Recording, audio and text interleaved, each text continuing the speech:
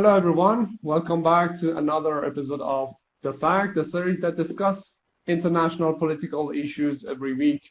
Today we would like to talk about the conflicts between Saudi Arabia and Emirates, which is actually going on concerning the war on Yemen. And as you know, there has been some kind of disagreements on different strategic points between Saudi Arabia and also Emirates.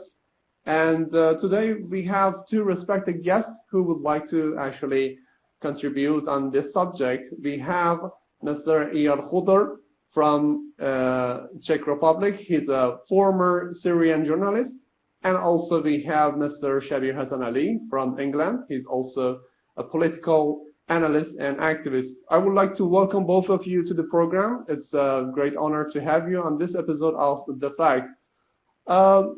Shabbir, I would like to start with the first question, going to the roots and the reasons behind this kind of exclusion that happened concerning Emirates. And as you know, they stepped back from this war in Yemen, and they stopped their contributions to this war. So what are the reasons behind that?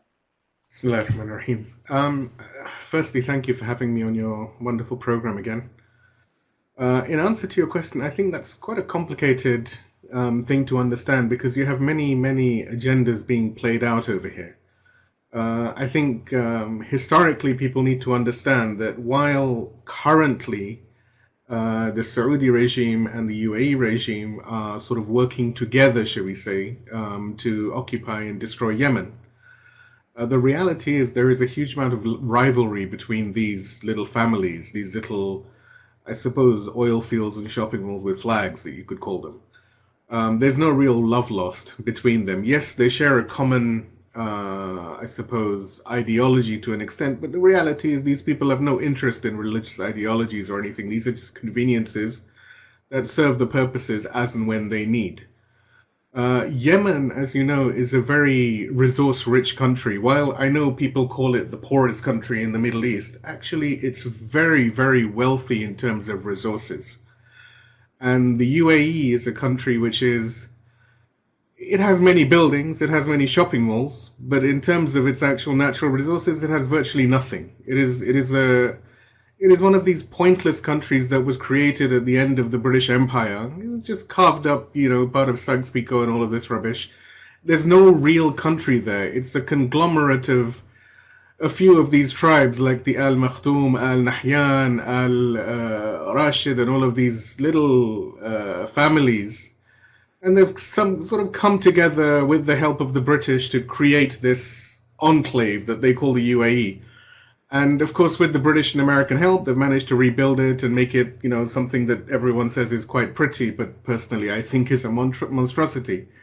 But one of the reasons I think why the Emiratis were forced to back down for a short period at least, or at least on the surface, is because of the resistance that's been put forward to this campaign by the Yemeni people and by the Ansarullah movement. Ansarullah very recently, surprised everyone with this wonderful attack they did in mainland Saudi Arabia.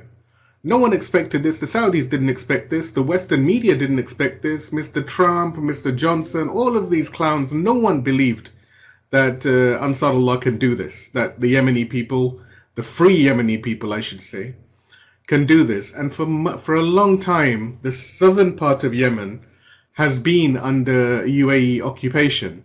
The island of Socotra and Aden and all of these places, the Emirates have been trying to sort of turn them into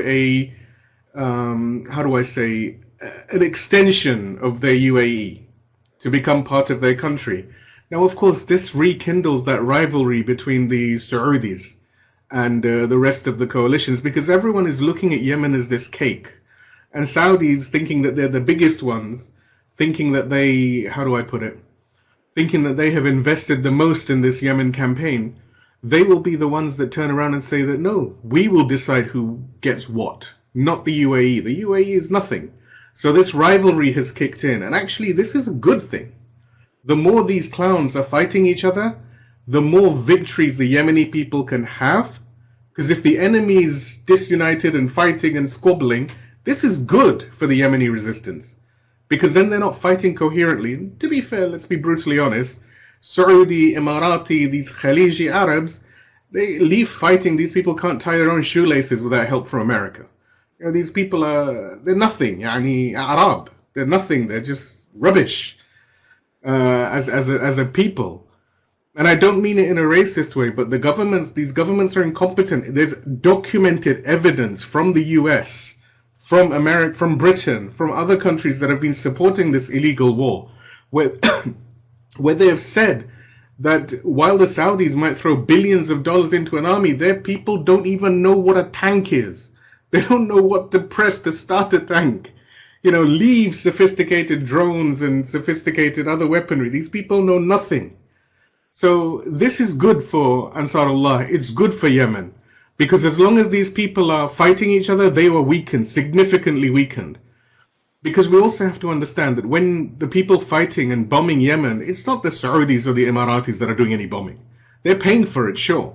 But they're not the ones that are actually doing the bombing. The bombing is being done by, how do I say? The bombing is being done by Israel, by Egypt, unfortunately, by Sudan, by other countries that have been seconded. Even Pakistan, I believe, was seconded for a while. And of course, there's advisors from Israel, from America, from Britain, from France, and other countries who are supporting this and promoting this and helping this because it's good money, right? It's very good money. So this is good for Ansarullah because as long as the Emirates and Saudi are squabbling, they won't be able to come to a coherent strategy, even though they might have wonderful advisors.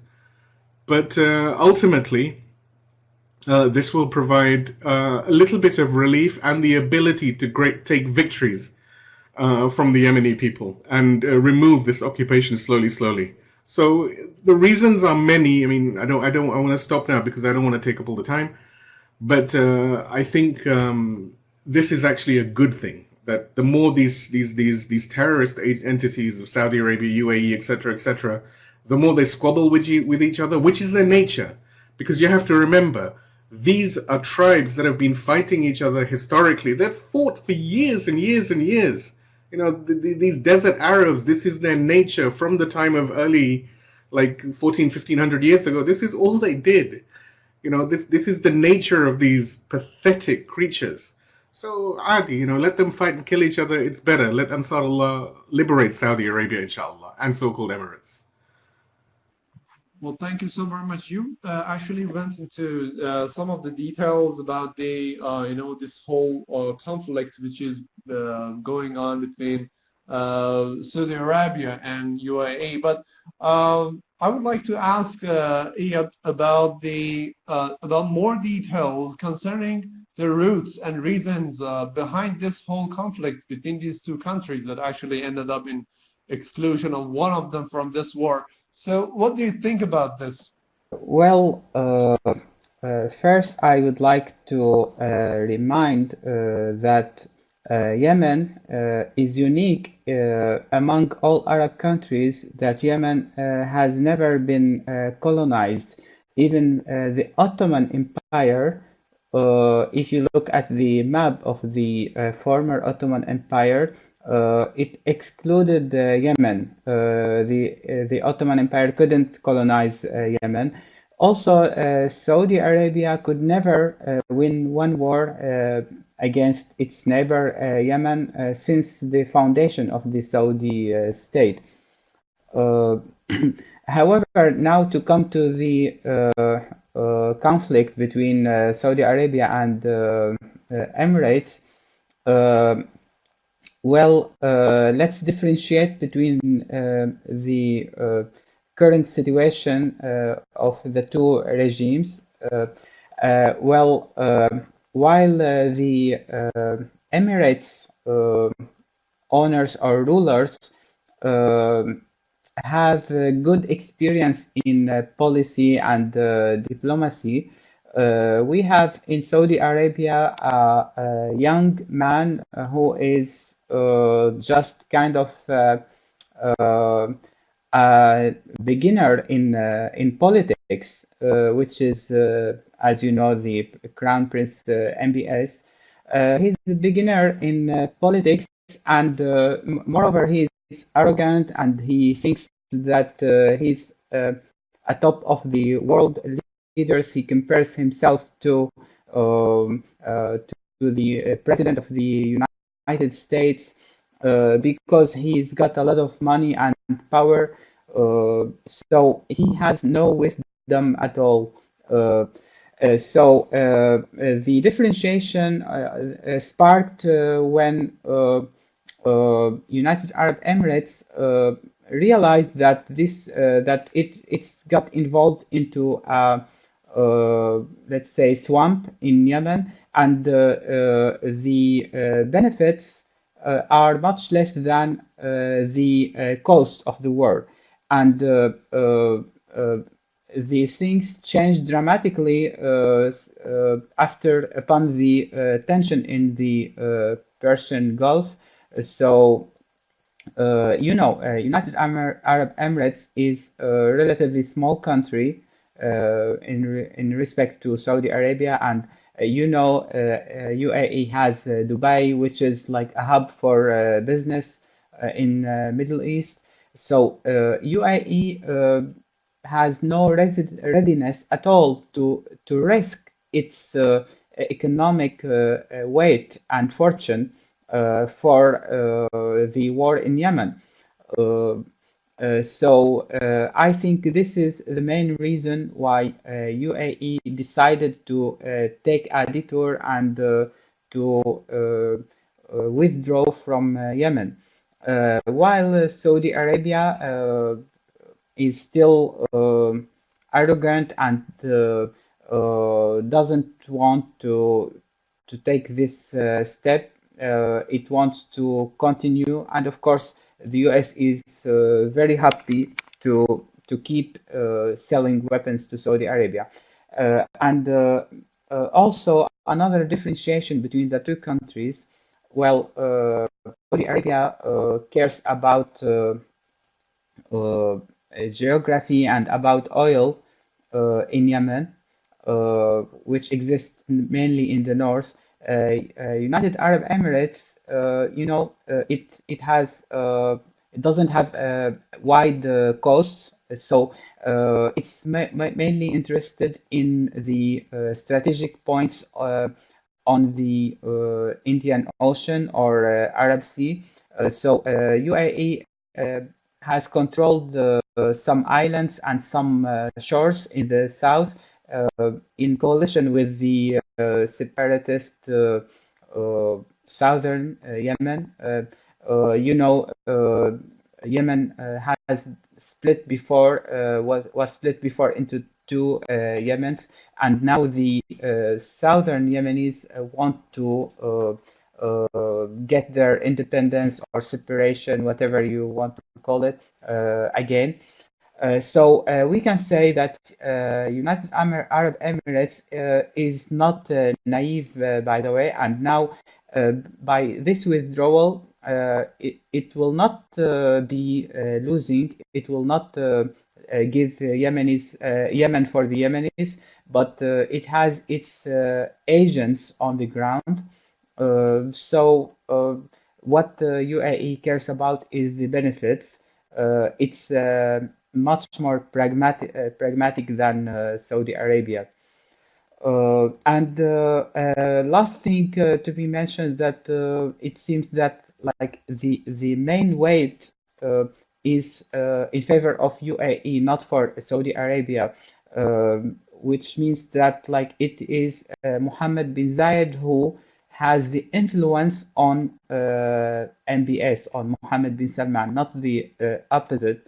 So UAE doesn't care about the situation of Saudi Arabia, and they left them in the middle of the way. Well, thank you, brother Iyad. You pointed out few details about this whole separation process that is going on, or actually there might be some ambition toward this goal. But Brother Shabbir, do you think after this withdrawal of UAE, still there would be any intentions or ambitions toward separation of Yemen, and do these two countries like to actually to gain some special territories from Yemen or not? I think Iyad said it very well actually when he said that MBZ of UAE is the one calling the shots against Saudi. He's the kingpin, if you like, in this whole equation. Because, as he rightly said, Saudi Arabia might be the bigger country, it might have the bigger wallet, but it's run by the bigger clown. Whatever anyone might think about the strategic girth of Saudi Arabia, it is run by a clown. Someone who couldn't, he can't do anything, he's incapable, he's functionally illiterate.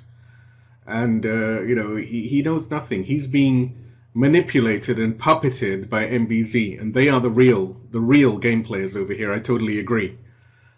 Saudi just gets to put its name everywhere, but actually the real benefactor is the Emirates. They're the ones who need. Look, Saudi doesn't need territory.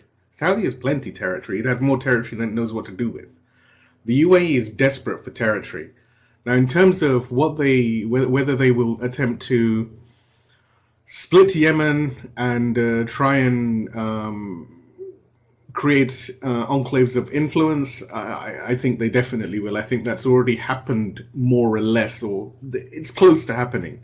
There is already movements that we hear of, popular movements, I put that in inverted commas, that talk about going back to the golden days of North Yemen, South Yemen.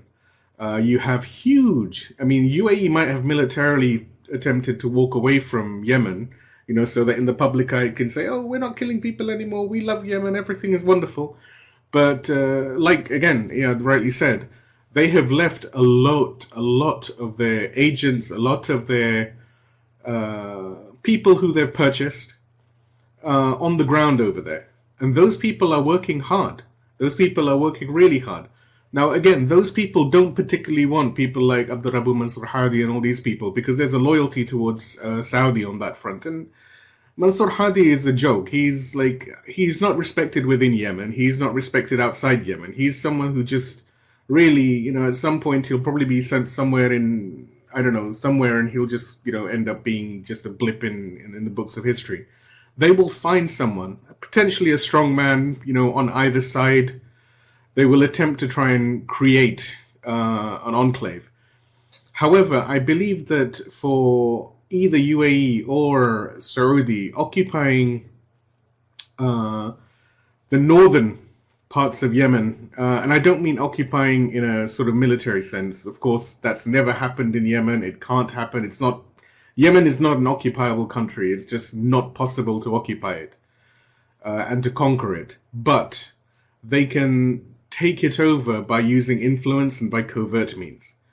I think they will find it extremely difficult in the Ansarullah heartland, in the north, in Sana'a, Saada, Ta'iz, Hudaydah, such places.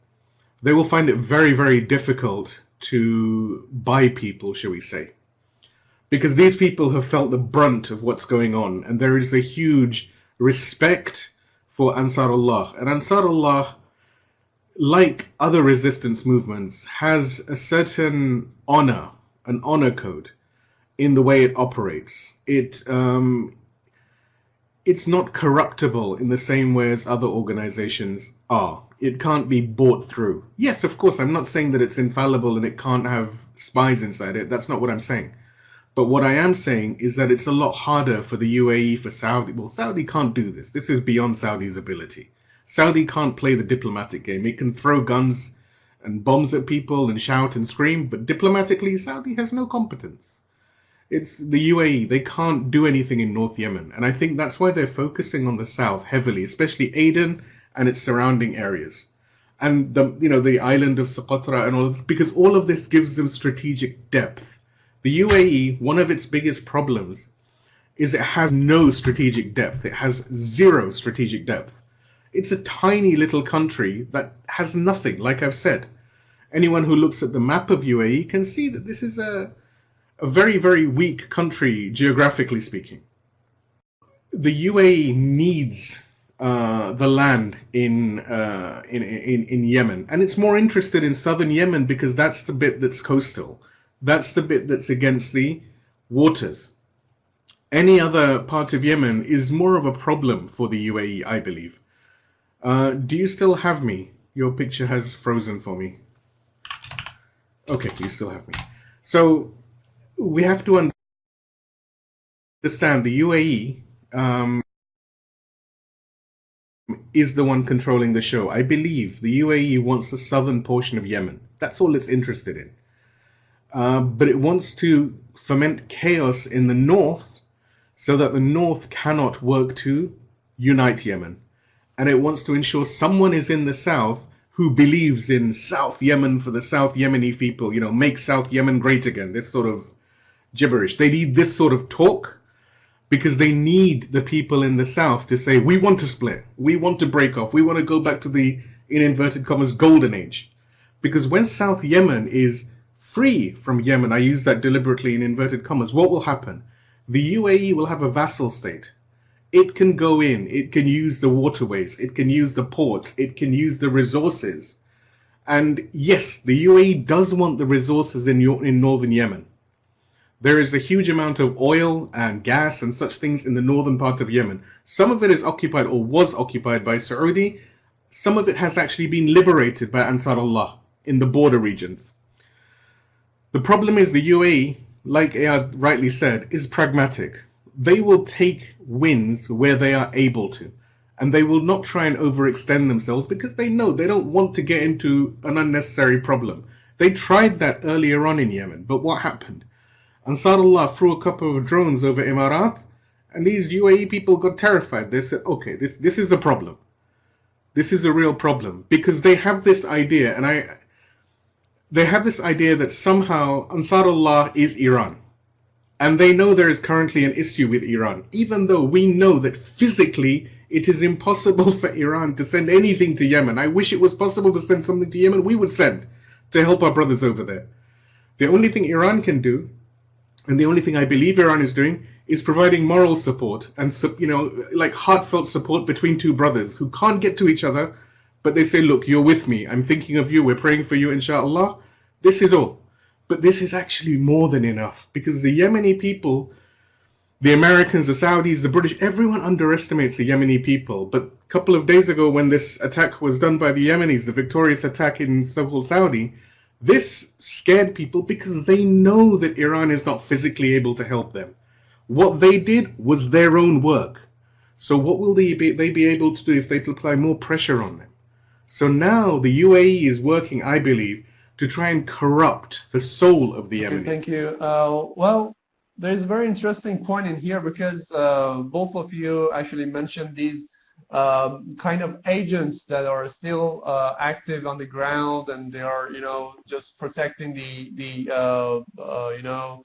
benefits of the UAE on the ground. And this makes us ask this question: if this whole conflict between Saudi Arabia and UAE is something real, or it's just a show to somehow divert the ideas about different things, and then maybe somehow Yemeni people somehow get relieved, and some say that actually maybe the resistance would go somehow in a weak situation or weak level. So I would like to know if this whole thing is something real or just a show. What is your opinion about this question? Well, this is a very good question, and I think even political analysts, they are split. Some say yes, some argue no. But I think if we just observe and analyze what happened in terms of the form and the content, we could realize that this is not a show. This cannot be a show. And by the way, there are some, let's say, journalists or writers who try to give this impression that this is just a show. So they pretend to be like criticizing the Saudi coalition, but in fact they want to say that to, let's say, to put some cosmetics on this accident that happened. So I believe this is not a show. Why? Because if this was because why I think it's not a show, because this wasn't stated by the coalition. It was stated by international agencies, and then there was angry reaction. The first reaction was angry by Saudi-funded media. They even accused you right. Say, oh, you know, UAE is just a little small country. It's just they use the same terms they are using against Qatar. And also because it has influence on the ground, because Saudi Arabia already needs soldiers on the ground.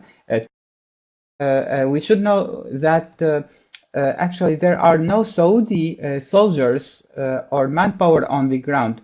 Who are Saudi's manpower on the ground? They are poor Sudani people, mercenaries from Sudan. You know, Sudan is a poor country, so they just give them money, some salaries, and they send them to work to do the dirty job and the hard job, like looking for the mines.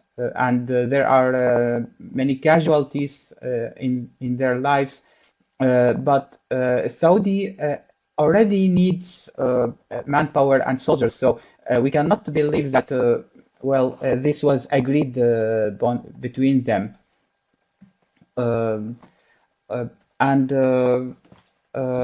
Also, let me remind you of the conflict between Saudi Arabia and Emirates from one side and Qatar from one side.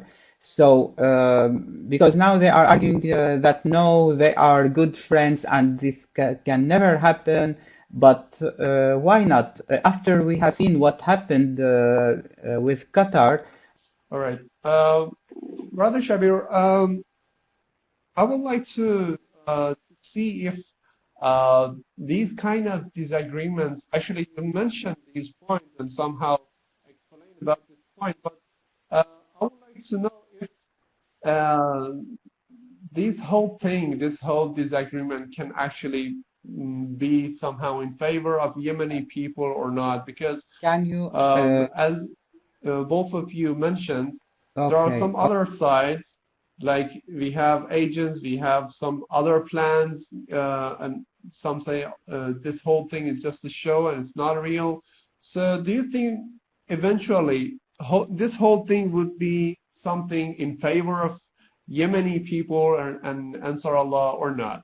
I think there's two types of answer to this. The first answer is, like I said earlier, the simple answer, which is that anything which makes the enemy disunited and squabbling amongst each other is good for the Yemeni people, is good for the resistance, because it means that the enemy is sort of blurred. They're not able to focus on their destruction in Yemen and their occupation of Yemen. Having said that, because we know that there are games being played on multiple levels, it's not just like what is obvious, it's multiple layers that we have to think about. We must also understand that the disengagement in inverted commas of UAE, like we've discussed earlier on, is on the surface a military disengagement, but actually I think they have, as we've said, I think they have upped the ante in terms of intelligent espionage and sabotage type work on the, like, under the radar type of thing, things which don't have big guns. They're using little guns now, shall we say, and psychological games, cyber and all this stuff. Now, because of that, while yes, it is a different type of war, the war changes, I think it's still very difficult for the Yemeni guys. It's still good that the enemies are in disagreement, but it would be very dangerous and ill-advised for the Yemeni forces, for Ansarullah, to take their eye off the ball. Because this enemy is like a snake. It will attack you when you think it's dead. You will think the enemy is dead, but it will bite you. And its bite is poisonous, as we have seen with all the killing they've done. So, yes, definitely the disagreements will change. And I believe they can be manipulated and they can be used by the resistance in their favor. The reason I say this is Yemen, every time I think about Yemen, I discuss Yemen, I can't help making the connection to Lebanon and to the resistance in Lebanon, especially during the time when South Lebanon was occupied prior to 2000, prior to the first victory. I always find that there are uncanny similarities between the nature of the people, the way the resistance is thinking, the movements of the enemy, everything. And we know back in Lebanon during those times, while the Israelis had a physical occupation by virtue of the South Lebanon army, one of the bigger weapons of the Israelis were spies that they had from within the Lebanese population, people who blended into the environment. They might be sitting next to you, but they are conspiring to kill you. And one of the things that the resistance learned was how to identify, how to deal, and more importantly, how to misdirect that enemy. So that, and this is actually, it's poetic. It's very beautiful. When you analyze it from a historical point of view, it's extremely poetic. You have the Israelis, or in this case it would be the Saudis, or actually no, the Saudis, we can't put intelligence and the Saudis in one sentence. It's oxymoronic. So the UAE coalition and their intelligence agents from Mossad, from CIA, from MI5, MI6, whatever it's called, all of this soup of letters, they go into Yemen, and they will be, if they're not already, they're almost certainly already in Yemen, and they will attempt to blend into the ether. They will attempt to turn this person against this person. They will attempt to feed information over here, to feed information over here, to manipulate this situation in a way that is favorable to their master, i.e. to the Emirates. What the resistance can do is it can study what Hizb and the resistance in Lebanon did during the time of the occupation, from, to be fair, from 1973 really, all the way to 2000, when the Israelis put their tail between their legs and left, were forced to leave actually.